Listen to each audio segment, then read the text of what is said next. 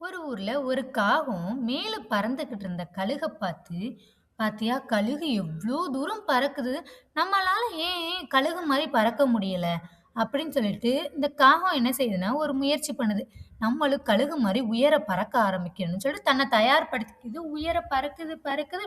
மேகத்துக்கு மேல எல்லாம் நல்லா பறந்து போயிருது.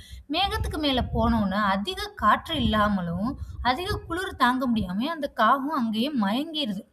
இப்படி மயக்க நிலையில இருந்த காகத்த பார்த்துட்டு, அந்த கழுகு என்ன செய்யுதுன்னா, தன்னுடைய தோள்ல அந்த காகத்த சுமந்துக்கிட்டு அப்படியே தரையிறங்கி கொண்டுட்டு வந்தது.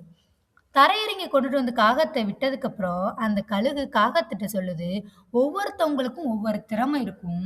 நீ உன்னுடைய திறமைய நேசி. மத்தவங்களோட உன்னுடைய திறமைய ஒப்பிட்டு பார்க்காத." அப்படி சொல்லிட்டு காகத்துக்கு எடுத்து சொல்லுதாம் கழுகு. "நீ மனிதர்கள் வாழ்ற இடத்துல இருக்க. அதனால உனக்கு உணவு கிடைக்கிறது சுலபமா இருக்கும். ஆனா நான் அப்படி இல்ல. நான் ரொம்ப உயரமா இருக்கேன். என்னுடைய வீடும் அந்த மாரி தான் இருக்கு. எனக்கு தேவையான உணவ நான் ரொம்ப கஷ்டப்பட்டு தேடி எடுக்க வேண்டிய சூழ்நிலை எனக்கு இருக்கு. அதனால அவங்க அவங்களுக்கு என்ன திறமை இருக்கோ, அந்த திறமைய நேசிங்க. அந்த திறமைய தான் நம்ம வளர்த்துக்கிறணுமே தவிர, அடுத்தவங்கள பார்த்து நம்ம பொறாமப்படக்கூடாது." கழுகுடைய அந்த அறிவுரையை கேட்ட அந்த காகம் தன்னுடைய தவற உணர்ந்துருச்சு.